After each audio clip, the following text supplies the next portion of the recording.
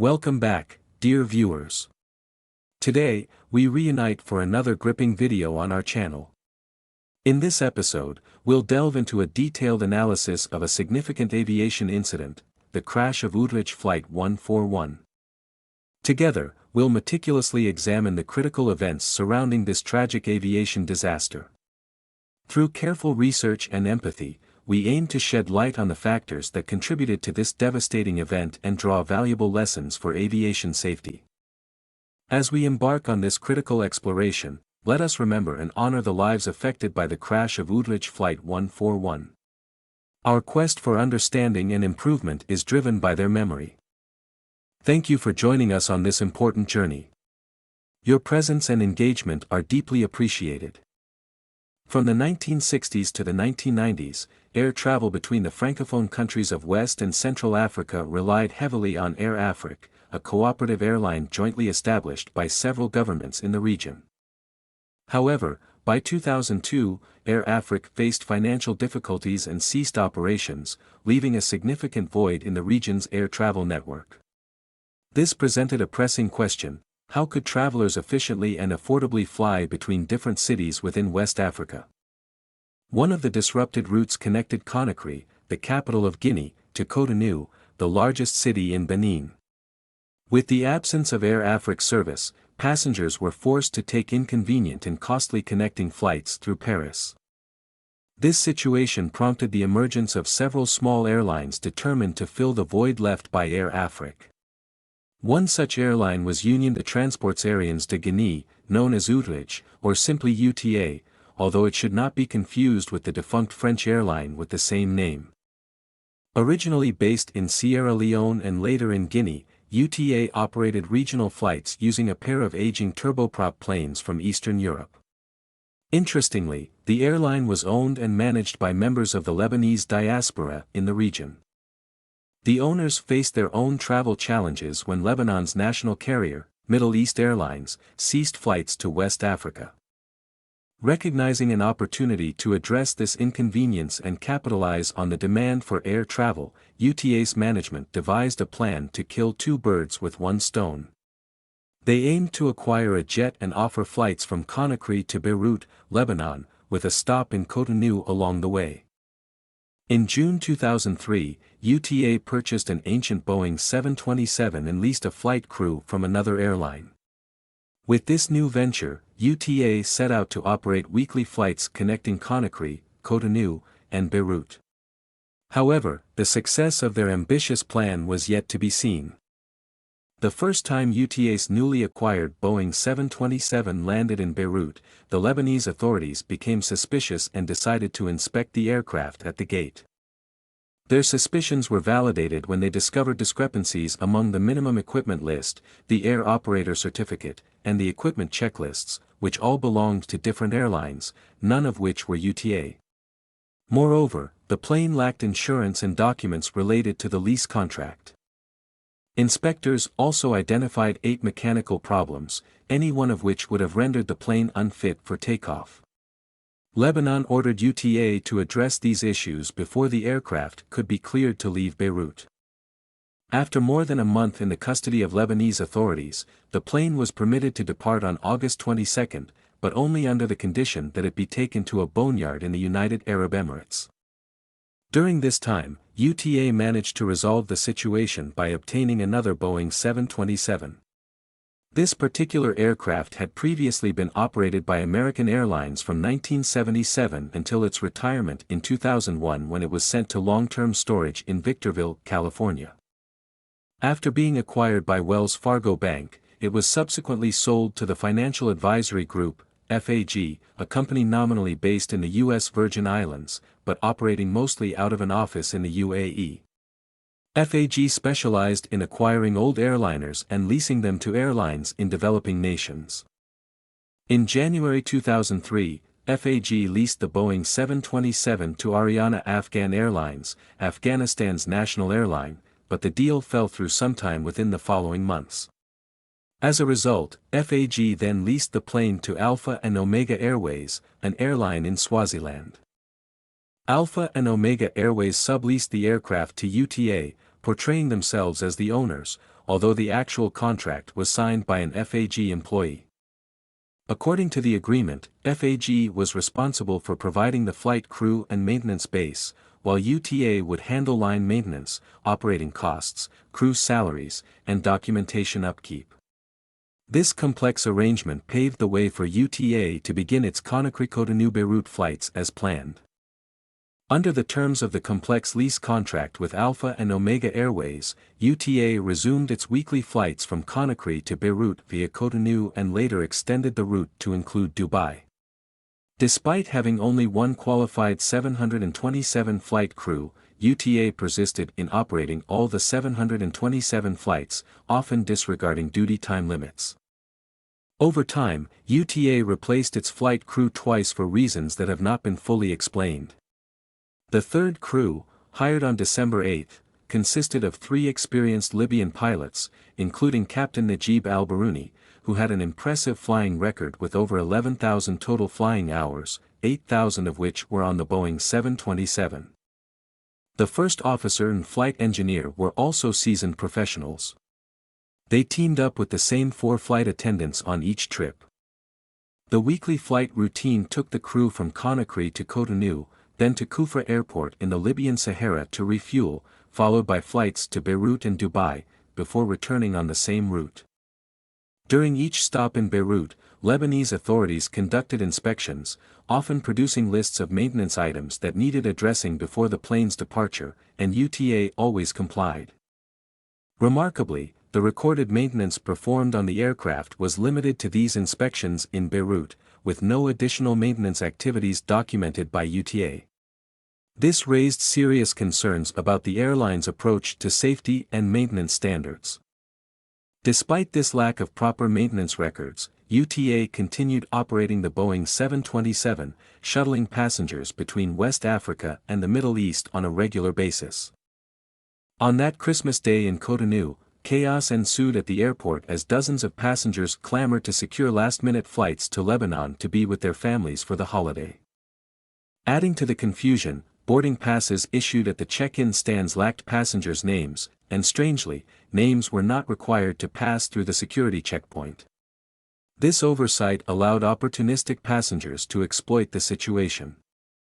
Passengers soon discovered that once they received a boarding pass and seat assignment from the gate agent, they could turn around and sell the unmarked boarding pass to someone else not originally booked on the flight. As the boarding passes lacked any identifiable information, the gate agents were unable to discern which passes were already used and which were still available. This chaotic situation led to overcrowding, and airport personnel struggled to maintain order. Amid the confusion, some of UTA's management, including the company's director general and his family, boarded the aircraft without proper tickets or seat assignments. The flight crew likely felt overwhelmed, and the situation quickly deteriorated. As Flight 141 prepared for departure, the 86 passengers and unauthorized individuals, including the UTA management, all boarded the aircraft. With no accurate record of who was on the flight, the number of passengers exceeded the aircraft's capacity and the planned weight for takeoff.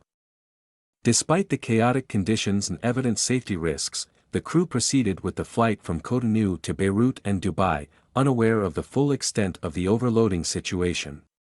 Tragically, this series of oversights would have disastrous consequences for the ill-fated flight. Meanwhile, a group of ramp agents set about loading the passengers' bags onto the plane.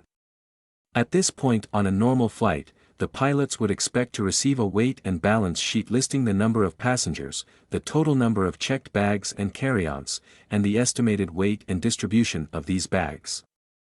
But behind the scenes, nobody actually knew any of these figures.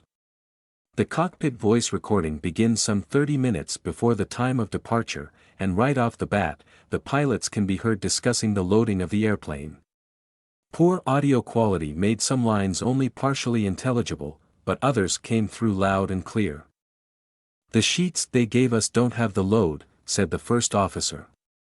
"What is that?" Come on, the sheets they gave us don't have the weight, only passengers." "Don't worry," said the captain, "we have the passenger manifest, without weight." There followed some unintelligible discussions about the weight of the baggage. "How many passengers on board?" someone asked. "How many passengers do we have?" "They didn't give us anything," said the captain. 55? 65? How many?" Evidently he was referring to the number of new passengers boarding in Cotonou, not the total. But, said the first officer, engaged in a side conversation in Arabic with the UTA Director General, who was sitting in the cockpit. "Each of them is bringing on board the airplane a 200-kilo suitcase, 200 kilos. That's not possible. Get them to unload them and weigh them, then we will know." While the captain and flight engineer discussed how much weight to put down for the baggage, the first officer continued to rant to the director. "If we manage to take off, the people. I tell you, it will be quite a performance if we manage to take off today. At least let them put the exact weight so that we know it, let them put the exact weight so we can calculate it." "But the weight is indicated here," said the director, evidently pointing at something. "There is no weight," said the first officer. "Each passenger came on board with a 20-kilo bag. It's impossible, if you have an airplane with 100 passengers, if this airplane takes off today, you will see if this airplane takes off, otherwise we're going to drop into the sea. You have 141. You will see when the aircraft will take off or we will crash into the sea." "I'm sorry," said the director, a hint of exasperation in his voice, "as soon as we arrive in Beirut I'm going to tell him off. What can I do, what can I do? And on the return, I cannot do anything. I made this problem, I cannot return." "No, don't send the passengers back, but the baggage must stay here," said the first officer. "I will send 6 messages that more 30-kilo hand luggage and hand baggage is not allowed," said the Director General. By this point, the passengers had finished boarding.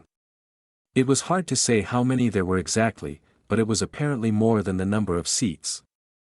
The 727 had 140 passenger seats, plus 4 flight attendant jump seats, 2 cockpit jump seats, and 6 extra seats for airline personnel.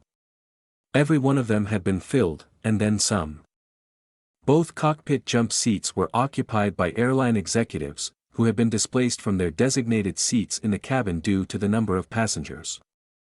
At least one passenger sat on the back of one of the flight attendant seats to be near his friends. According to the official manifest provided to the pilots, 74 people had boarded in Cotonou, coming out to a total of 149 passengers, although the crew and the Director General apparently believed that there were 145. Nobody knows the real number, but it was probably somewhere between 153 and 160, after accounting for people who bought their boarding passes from other passengers at the gate.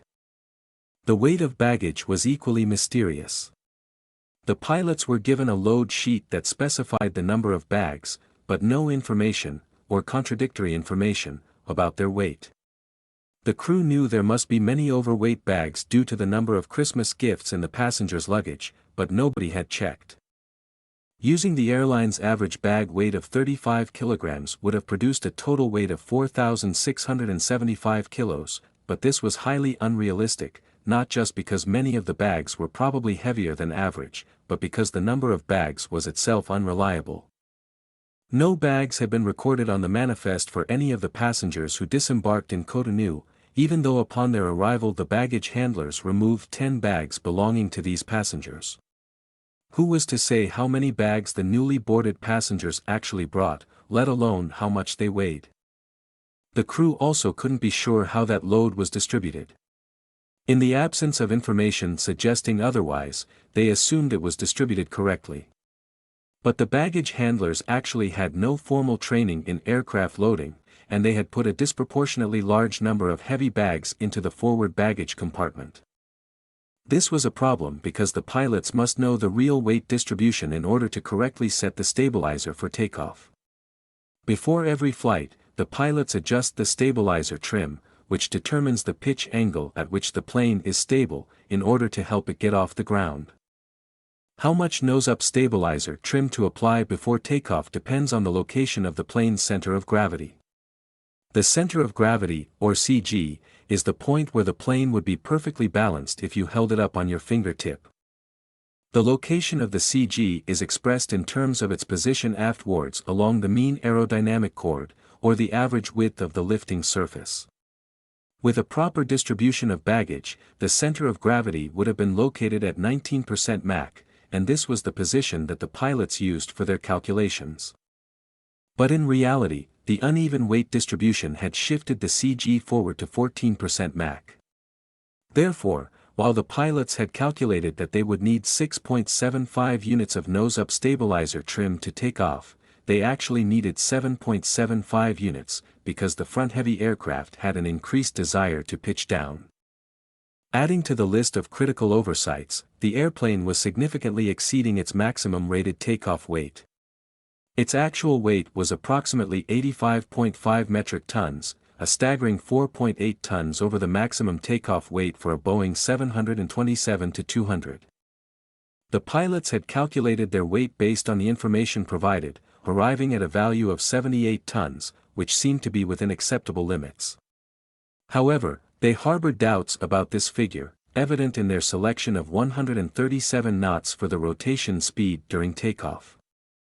This speed was more suitable for an aircraft weighing around 85 tons, indicating that they anticipated being heavier than the load sheets indicated. Yet, even if they believed their actual weight to be around 85 tons instead of 78, they likely weren't aware that this was considered overweight. The operations manual listed the maximum takeoff weight as 86.4 tons, not the 80.7 tons that applied to their specific version of the 727. During the taxi to the runway for takeoff, a flight attendant informed the crew that some passengers were still standing in the aisles and refusing to sit down, likely due to wanting to stay near their friends. After a few minutes of restoring order, the pilots, with a quick prayer, Bismillah el-Rahman el-Rahim, initiated the takeoff roll. Attempting to reduce the takeoff distance, they spooled up the engines to high power while keeping the brakes engaged. However, with the real weight of 85.5 tons and an outside temperature of 32 C, which negatively impacted engine performance, the aircraft barely had enough runway length to become airborne, given its overloaded condition. As the plane accelerated to 137 knots, the first officer pulled back on the controls, anticipating a smooth liftoff. However, his inputs had little effect, catching him off guard. The stabilizer setting was insufficient to counteract the nose-heavy baggage loading, making it challenging for the plane to climb normally. "Rotate, rotate," the captain urgently shouted. "More, more, more. Pull, pull." Straining against the controls, the first officer managed to coax the aircraft off the runway, but just barely, clearing the end of the pavement with only 350 meters to spare. However, their ascent was far from stable. Within moments of becoming airborne, the plane overshot the runway's end and skimmed over the grass at a dangerously low altitude of about 2 meters. Their climb was obstructed by a concrete building housing the localizer equipment, positioned just 63 meters beyond the runway's end. Flying at an alarming height of 2.1 meters, the landing gear and underbelly of the plane struck the building's 2.4-meter high concrete roof, causing significant damage. The impact tore off the landing gear and ventral staircase from the tail, leading the aircraft to lose altitude rapidly. The 727 then collided with the airport perimeter wall and continued to skid toward the Titterline. With considerable speed, Flight 141 careened into the Atlantic Ocean, breaking apart upon impact.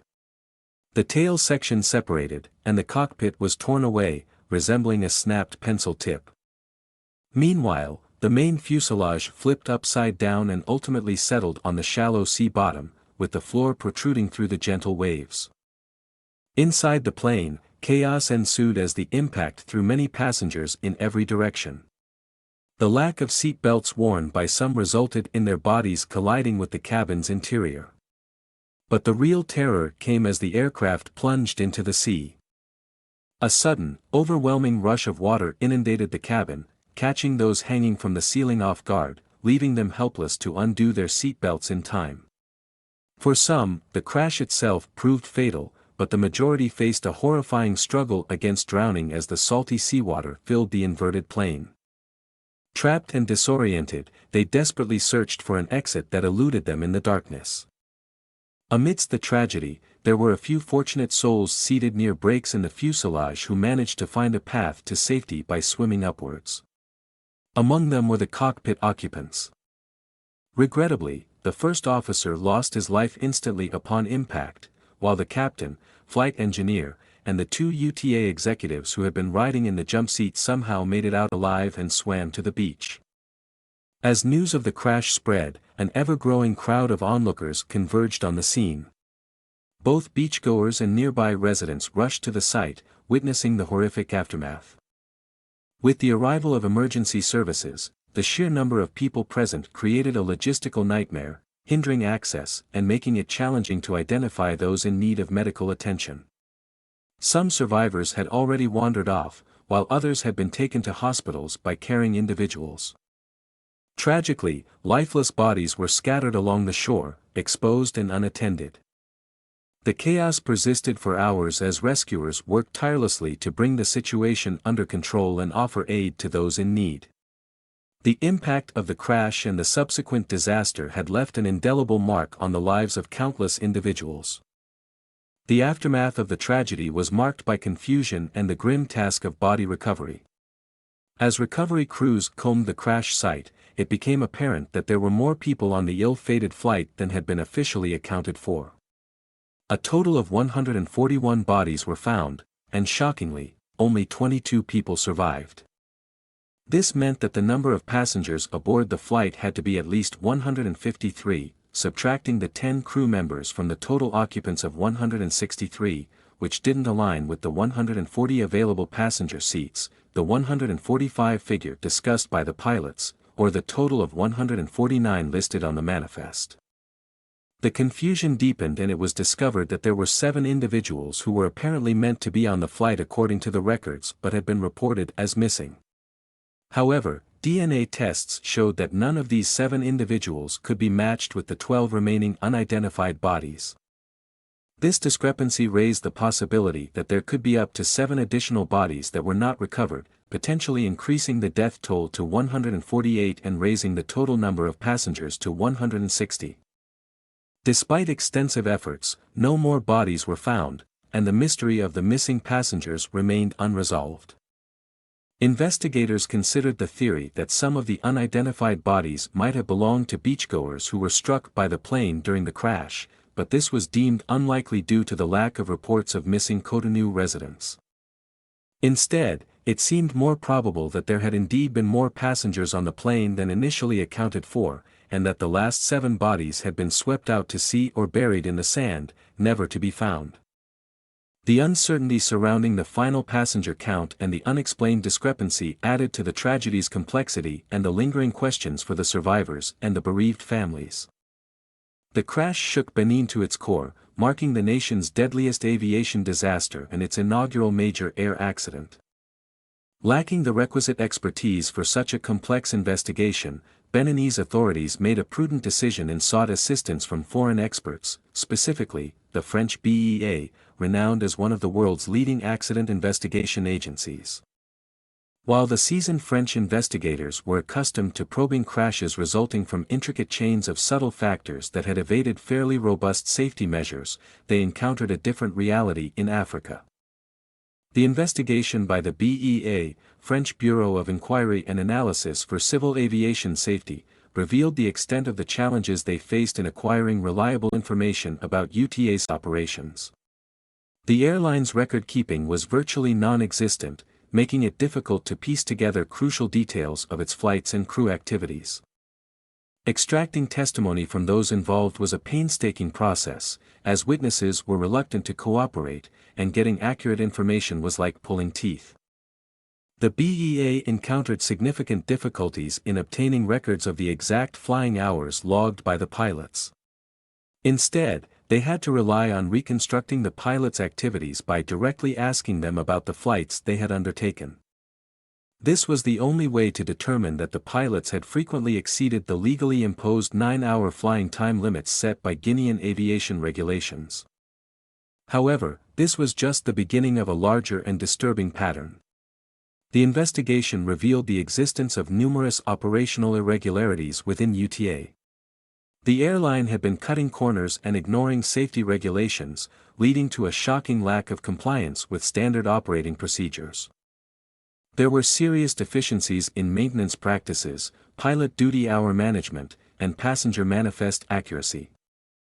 The investigation into the weight and balance of the aircraft revealed a shocking lack of documentation and data, leaving investigators perplexed and frustrated. Basic information that should have been readily available for any aircraft was missing or unreliable for the UTA Flight 141. To begin with, there was no documentation containing the actual empty weight of the airplane. Instead, investigators were presented with conflicting figures, ranging from 43.5 to 47.17 metric tons, leaving them uncertain about the true weight of the aircraft without any point of reference. Additionally, the plane's empty center of gravity, a critical parameter for safe flight, was also not available. The operations manual's maximum takeoff weight was even for a different version of the Boeing 727, rendering it useless for the accident flight. Furthermore, all the weight and balance-related documentation for the aircraft was woefully incomplete and inadequate. Despite at least 7 load sheets related to the accident flight being provided, none contained essential weight information, and the final weight and balance sheet was not filled out. Compounding the problem, the pilots did not have access to any previous flight's weight and balance data, nor did they have the accurate passenger or baggage weight information. This lack of crucial data left them in the dark about the actual weight of the airplane and how it was distributed. The situation was further complicated by the fact that the plane had been previously operated by another company, Alpha and Omega Airways, which added to the confusion about the available documentation. In essence, the pilots were left to operate the aircraft without essential weight and balance information, making it virtually impossible for them to accurately determine the aircraft's true weight and distribution. This lack of critical data undoubtedly contributed to the plane's struggles during takeoff and was a significant factor in the tragic crash of UTA Flight 141. Because of this complete lack of reliable loading information, the pilots were essentially left guessing about what settings to use for takeoff. They had been provided with a list of passengers which clearly showed fewer people than were really on board, and the list of bags was so incomplete as to be useless. It also contained no weight information even though it was clear that people were bringing heavy bags weighed down by the fruits of their Christmas shopping sprees. The first officer was so distrusting of the baggage numbers that he speculated to the UTA Director General about whether the plane would take off or crash into the sea. By reverse engineering the plane's weight and balance from its performance data, the BEA determined that the plane was 4.8 tons too heavy, and on a hot day with a runway length of just 2,400 meters, they actually needed to be considerably under the maximum in order to take off with the legally required margins. But without solid proof that the plane was overweight, it would have been extremely difficult for the pilots to justify refusing the takeoff, especially with airline executives and their families on board. Indeed, the sequence of events leading to the tragic crash of UTA Flight 141 was a culmination of multiple contributing factors. The lack of proper training for baggage handlers resulted in haphazard loading, with the majority of the weight concentrated in the forward cargo hold. Furthermore, the bags were not weighed, preventing an accurate assessment of their weight distribution and potential hazards. Inside the airport concourse, the reselling of boarding passes added to the confusion, leading to an excessive number of people boarding the plane. This discrepancy between the actual number of passengers and the information provided to the pilots added to the uncertainties and complexities they faced during takeoff. Additionally, the pilots were not provided with accurate weight and balance data, leaving them to make critical decisions based on incomplete and unreliable information. The selected stabilizer position was 1 unit too low, exacerbating the weight imbalance during takeoff. Coupled with the high temperature, which reduced engine performance, the plane barely reached takeoff speed before nearing the end of the runway. As the first officer attempted to pull up, the weight imbalance made the climb more challenging than expected, causing the plane to collide with the localizer building situated just beyond the runway. This impact set off a chain of catastrophic events that ultimately led to the plane crashing into the Atlantic Ocean. The revelations discovered during the investigation into UTAGE operations were indeed shocking and bordered on the absurd.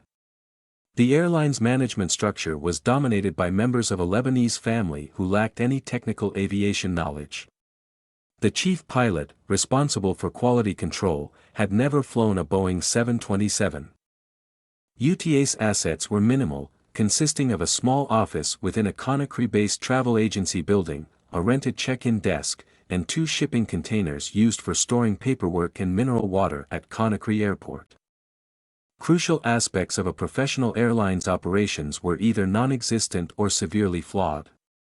The airline lacked critical departments, such as an operations room, briefing room, and flight safety department, which are essential for ensuring safe flight operations. Moreover, no maintenance and inspection manual could be found, indicating a severe lack of adherence to proper maintenance procedures. The Flight Crew Operations Manual contained glaring errors and inconsistencies, referring to non-existent departments and positions, as well as operations in locations the airline had never served. The chapter labeled Boeing 727 MEL, Minimum Equipment List, bore no resemblance to the concept of a minimum equipment list, further indicating a lack of understanding or disregard for vital safety protocols. Even more bewildering, the document listing the plane's empty center of gravity was not even from a Boeing 727. The organization chart specified the Director of Operations and Chief Pilot's responsibilities for a fleet of L-1011S, an aircraft type never operated by UTA. Company documents referenced various aircraft types and training for aircraft that the airline had never operated or conducted training for. The investigation revealed a disturbing lack of due diligence and oversight on the part of both UTA and Guinean authorities. The airline's documentation was nothing more than a patchwork of materials borrowed from other airlines, created to deceive authorities and appear compliant. This poor paper trail left investigators struggling to ascertain crucial details, such as who was responsible for maintaining the airplane. Moreover, it was evident that neither UTA nor Guinean authorities had thoroughly evaluated the airline's readiness to operate a Boeing 727 on an international route between Africa and the Middle East. A simple review of UTA's facilities and personnel would have revealed the airline's unpreparedness for such operations. Nevertheless, Guinea had approved UTA's request to serve the Conakry-Cotonou-Beirut route without proper scrutiny. The required feasibility study of the route, conducted by Gatwick Aviation, could not be located, raising doubts about its existence. It seemed apparent that Guinea had approved UTA's request for commercial interests rather than prioritizing safety and adherence to aviation regulations. The decision to grant UTA permission to operate this demanding route appeared to be driven by national interests, with little consideration given to the airline's capability and preparedness to conduct safe and reliable flights between the two regions. The aviation industry in many African countries faced significant challenges due to weak regulatory enforcement and limited development of civil society. Guinea, in particular, experienced difficulties in implementing and enforcing proper aviation regulations. After gaining independence from France in 1958, Guinea faced a rapid departure of French nationals who left behind significant damage to essential infrastructure and resources. With only 2 presidents in power since independence, the country's governance had not focused enough on developing a robust civil sector. This led to a predominantly informal economy, including the aviation sector, where proper regulatory enforcement was lacking. While Guinea had adopted aviation regulations recommended by the International Civil Aviation Organization based on the Chicago Convention, the implementation and enforcement remained inadequate. ICAO's routine inspections had previously revealed deficiencies in Guinea's aviation oversight, including the absence of a system for issuing air operator certificates to airlines. Though Guinea later started issuing AOCs, it still lacked mechanisms to include leased aircraft in the lessee's certificate and to validate airlines' capabilities to operate specific routes. As a result, the crash of UTA Flight 141 served as a stark reminder of the urgent need for African countries to strengthen their civil sectors and prioritize aviation safety through robust regulatory frameworks and enforcement.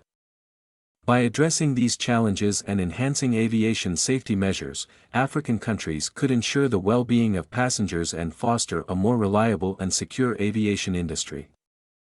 International organizations like ICAO played a critical role in supporting compliance with aviation regulations, but the responsibility ultimately lay with each country's government to safeguard aviation operations and enhance safety standards. The crash of UTAGE Flight 141 highlighted a critical flaw in the international aviation regulatory framework.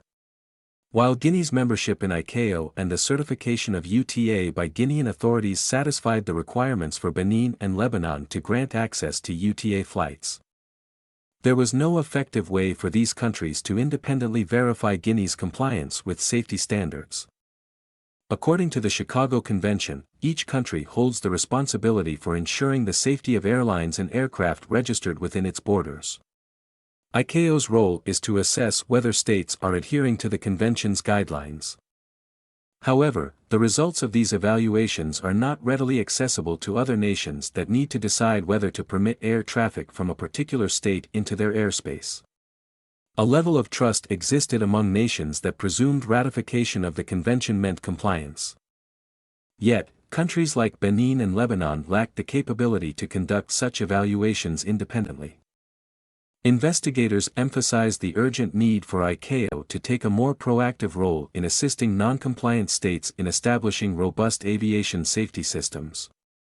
Such support would be crucial, particularly for countries whose political leaders may not possess the expertise to implement these systems effectively. Moreover, the report called for enhanced transparency at the international level, enabling nations to make well-informed decisions regarding which airlines to permit in their airspace.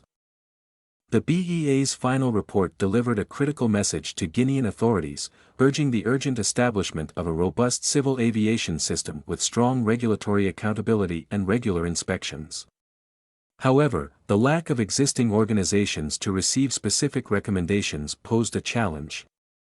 To address this, the BEA called on ICAO to take a more proactive role in informing member states about implementing the Chicago Convention guidelines. They suggested creating step-by-step guides to assist countries in the process and clarifying procedures to determine aircraft operators when uncertainty arises.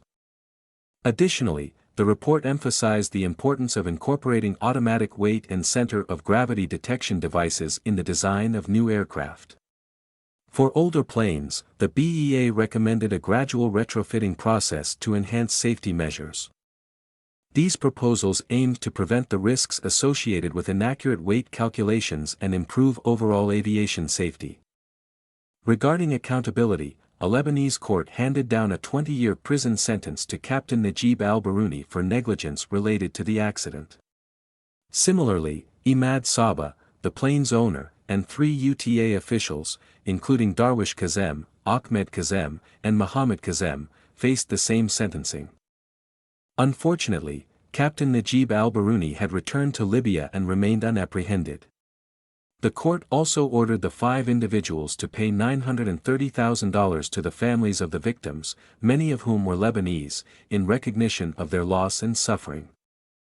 The tragic crash of UTAGE Flight 141 serves as a sobering reminder that even in challenging and lawless environments, safety must always be prioritized above all else. It is evident that UTA had the means to ensure a safer operation, as demonstrated when Lebanon compelled them to address maintenance issues promptly.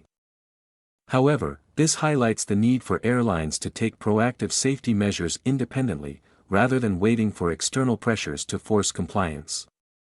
Had UTA implemented even basic safety measures, the devastating crash could have been averted, sparing the lives of all those on board, including airline employees and their families. Regrettably, the failure to prioritize safety led to the airline's abrupt demise. This serves as a stark lesson that investing in safety is not just a legal obligation but a moral imperative. The loss of an entire airline and countless lives underscores that safety is not an area to compromise or neglect. It is a fundamental principle that should never be overlooked, even in the face of economic challenges or lax regulatory environments. Ultimately, the crash of UTAGE Flight 141 serves as a poignant reminder that safety is a cost worth bearing to preserve lives and uphold the integrity of the aviation industry. As we conclude this video, we want to extend our heartfelt gratitude to all of you, our beloved viewers, for joining us on this insightful journey to explore the crash of UTAGE Flight 141. Your unwavering support and engagement mean the world to us. We are grateful for the love and acceptance our channel receives from all of you, even with any imperfections it may have. We acknowledge that there is always room for improvement, and we sincerely apologize if we haven't always met your expectations. Your feedback and constructive criticism are invaluable to us. It drives us to continuously strive for excellence and deliver content that resonates with you. Thank you for being a part of our community and for standing by us through thick and thin. We are committed to learning and growing together as we delve into significant events in aviation history. Please don't hesitate to share your thoughts and suggestions. Your support fuels our passion for creating meaningful and impactful content. Until next time, take care, and safe travels.